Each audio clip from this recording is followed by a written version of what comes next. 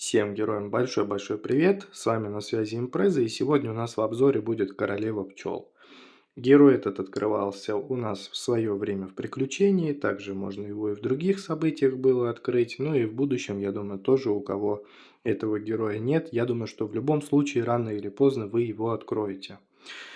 Давайте обсудим сильные и слабые стороны, посмотрим, что из себя герой вообще представляет, для чего она нужна. Ну и посмотрим, обсудим основные моменты, там связанные со скиллами, с глобальными усилениями. Ну, в общем, все будет как обычно. И давайте приступим. Но по традиции, прежде чем начнем, приглашаю всех в группу, заходите, там розыгрыши, настройка кузницы, чат, очень много интересной и полезной информации, своего рода база знаний собрана, ссылка есть внизу в комментарии, также есть наверху в описании. Если ссылка не работает, вводите название и заходите. Также вы можете зайти еще и вот сюда. Если кому-то удобно, то можно все найти здесь. Да, здесь нет такого большого количества информации, но здесь есть чат, и в него можно вступить. Для того, чтобы в него вступить, вы пишете мне в личные сообщения и говорите: «Я хочу вступить в чат». После чего я отправляю вам ссылку, и вы заходите. Всех буду ждать. Заходите. Ждем. Итак, Королева пчел. Что здесь интересного? Здесь в целом ничего, физический урон, все как обычно. И давайте смотреть по глобальным усилениям. 2,5% на нанесение шанса критического урона, это, конечно, хорошо, по крупицам его собираем, он нам нужен, поэтому забираем смело и не жалеем. Тем более 50 уровень, это вообще сделать не проблема. На 70 уровне стандартно 12,5% к урону в плюс. Все герои, разделяющие фракцию, получают 3% к шансу нанесения критического урона, а это нам с вами пригодится в битве с боссом, а в босса мы с вами заходим кем? Правильно, друидом.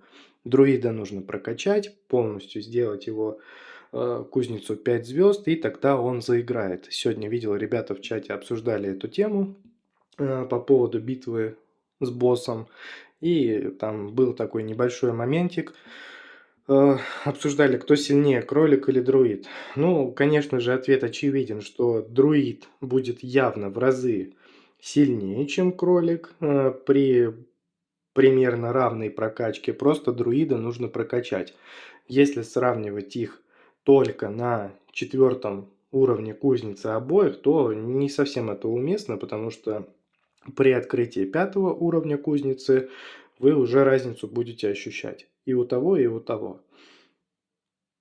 3% у нас вот этот на шанс критического урона, это вот действует только на хранителей природы.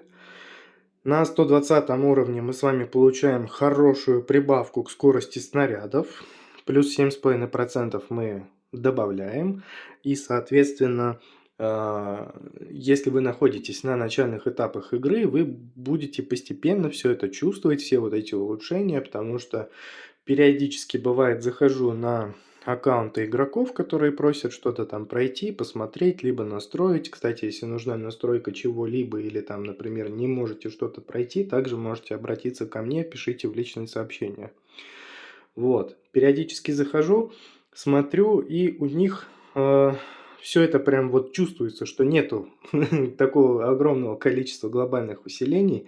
Я уже просто привык, но я не могу сказать, что огромное. Вот у меня открыто там больше половины героев, по-моему, 66 из 95, что ли, или с 96, ну, грубо говоря, 2/3 уже забрал.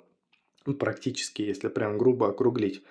И понимаю, что глобальных усилений еще кучу надо понаоткрывать, но тем не менее мне играть намного легче, потому что у меня и там скорость снарядов открыта, и здесь там длительность эффектов и так далее, и область тоже она решает в игре, как минимум визуал меняется, и урон, соответственно, тоже становится больше от того, что область больше.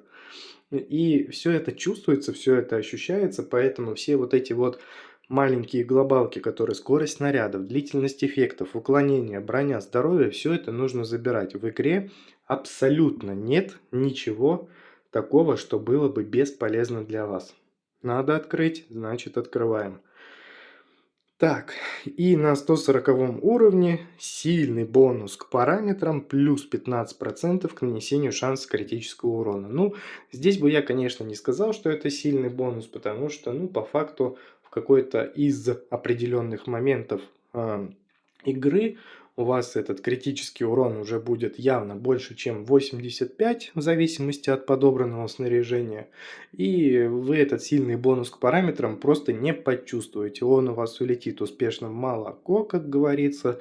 И по факту вот этот вот минус мы с вами уже здесь и выявили у королевы пчел.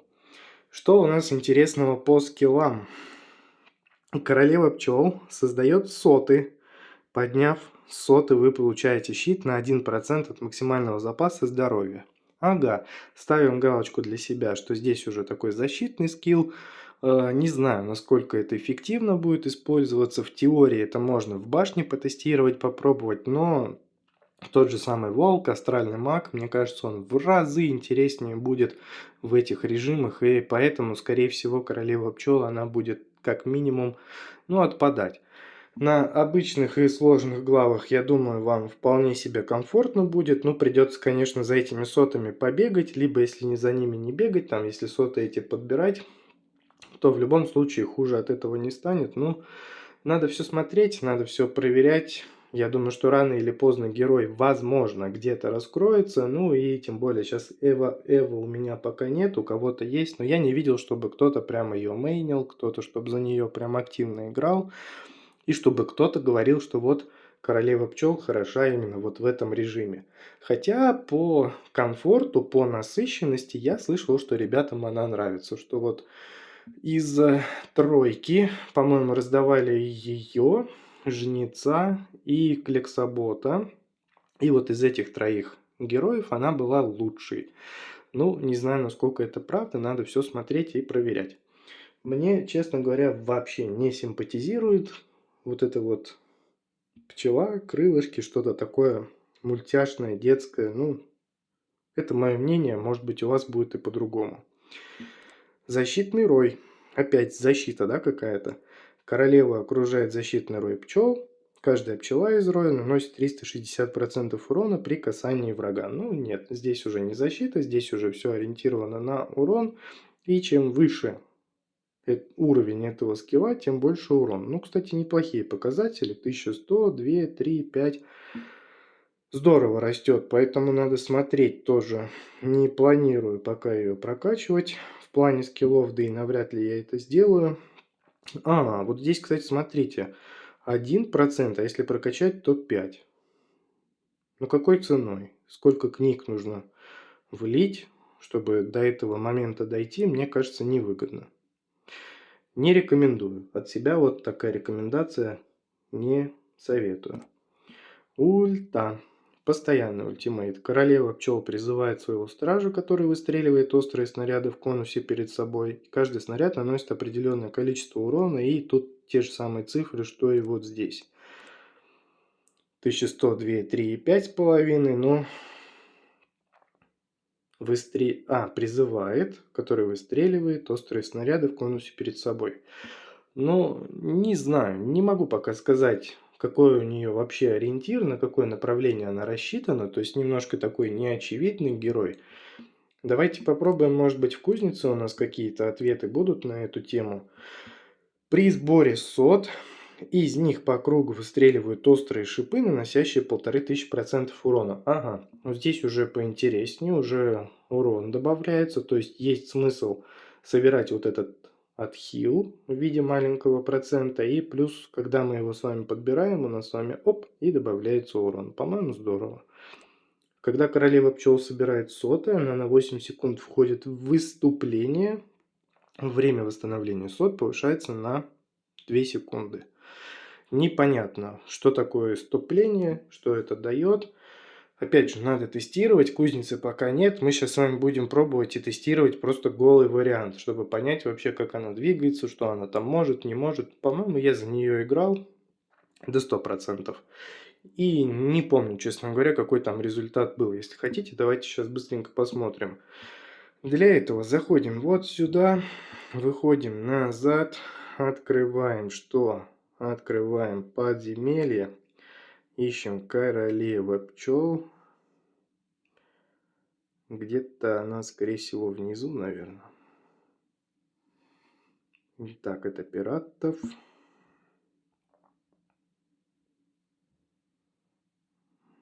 Неужели не играл? Так, ну-ка давайте-ка. Шаман, тайный слизневый, ледяной, хабоварец, бринус. Так, демонесса, клексоботов, пиратов.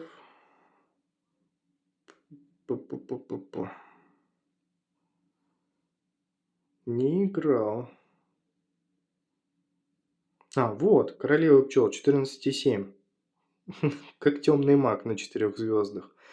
Ну, кстати, неплохой результат. Это прям выше середины. Смотрите, она прям много кого обошла. И сейчас, я думаю, 14,7, я думаю, что мы перебьем и перезапишем результат. Интересно будет посмотреть. Здесь пчелы из защитного роя, попавшие во врага, на 3 секунды зависают над ним и продолжают наносить урон. Либо, если защитный рой пчел попадает на соты, вокруг сот на 10 секунд также начинает кружить маленький защитный рой. Мне кажется, лево-лево это вот прям на урон. Право-право, ну, здесь непонятно, а здесь, ну, вот тоже как-то мне вот это вот меньше понравилось, чем левая сторона, поэтому приоритет отдаем лево-лево. Здесь глобалка на плюс 100 очков здоровья. Это мало, как обычно. Не люблю такие глобалки. Улучшенные жало с зазубринами, наносящие врагам периодический урон. Ну, интересно, конечно, это посмотреть. Ничего пока сказать, к сожалению, не могу.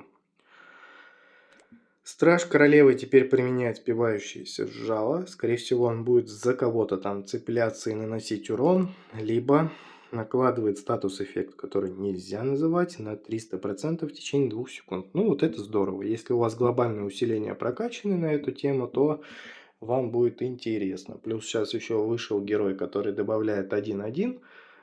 Марина Тайтборн, она же волнорожденная. Вот кому не нравится вот эта волнорожденная? Мне кажется, всем не нравится. Тайтборн было поприкольнее, да и звучало как-то поинтереснее.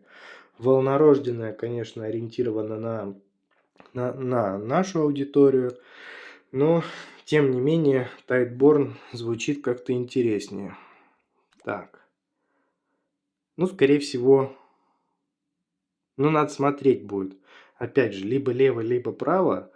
Все в зависимости от прокачки ваших глобальных усилений на аккаунте. Если статус-эффект не прокачан и нет дополнительного урона, то лево. Если прокачан, то, скорее всего, право. Ну, тесты покажут в любом случае. Ну и в общем-то, какой вывод? Надо смотреть, герой достаточно пока еще, но он не старый, он свежий. И в любом случае надо открывать, надо прокачивать. Ну, давайте пойдем попробуем, побегаем. Тут уже 400 уровень пошел. Сейчас будем пробовать, тестировать, смотреть. Так, давайте обновим. Возьмем что? Посох возьмем, пусть будет. Ледяной возьмем, пусть будет. И эту штучку возьмем. И вот эту штучку возьмем. Здесь обновим. Добавим удвоение. Добавим скорости. Так, сейчас сразу давайте-ка вот так вот сделаем. Раз, два, три, готово. Так, что уже здесь? Вот он, постоянно этот ультимейт. Хочу посмотреть, как часто будут появляться соты. Проникающий урон добавляется. И давайте урон добавим. Так, она не поднимается. Почему? Скорее всего, потому что полная шкала здоровья. Давайте чуть-чуть сейчас уберем и попробуем поднять. Вот и почему она не поднимается, почему нету вот этого эффекта исцеления. Как это работает? Как это понять? Ну вот как хотите, так и понимаете. Области добавим. Ну вот как ее поднять? Там написано Она не поднимается, она наполняется. Вот сейчас она пустая. Сейчас она пустая. Перезарядку давайте тоже добавим. Вот, а вот здесь вот чуть, вот видите, они раз собрали, и вот у нас уже появляется щит. Ну, не знаю, в башне, мне кажется, это будет прям, ну, тяжело. Потому что там и так двигаемся особо не туда, куда хотим, а куда приходится, это раз. А во-вторых, там мобы все-таки посерьезнее, чем здесь. И поэтому, мне кажется, этот вариантик у нас с вами в любом случае отпадет. Ну и было бы, конечно, еще здорово, если бы были бы у нас сейчас открыты в кузнице уровни, хотя бы один, чтобы добавлялся. Так, что-то прям быстренько меня тут покусали. Сейчас будем убегать. Был у нас. Ой, хотя бы один уровень кузницы уже было бы поинтереснее. Пчелки, кстати, прикольно кружат. Ну, как будто бы интересный герой. Время, конечно, покажет, и кузницы нет. Элитка, кстати, быстро отлетает, что не может не радовать. И значит, все-таки какой-то толк есть. И сделали мы сейчас уже 27 секунд остается. А мы уже дошли почти до конца. Значит, эффект есть. Значит, есть сила. А давайте ярости еще возьмем. Сейчас тогда еще интереснее станет. И вот ради интереса попробуем все это дело достоять до конца. Не вижу щит. Почему щит не появился? Не хватает мне этого щита. Не хватает. Как-то вот он... ну вот там маленькая штучка появилась. Но 1% это, конечно, мало. Ну, кстати говоря, перезаряжается достаточно быстро. Давайте смотреть на урон. 18,2. Все, сейчас обновим рекорд. И давайте-ка посмотрим. 18,2 это примерно как охотник за бурями и как рыцарь Сева на текущий момент. Вот такие результаты. Так, ну что, ребята, следующий обзор, скорее всего, будет не скоро, потому что все герои уже, на всех героев выпущены обзоры. Осталось сделать обзор на Матроса, но пока я его не буду делать, потому что нужно сделать 3 звезды как минимум, а до 3 звезд я считаю, что смысла нет. И Марина Тайтборн, она же волнорожденная. Вот и все.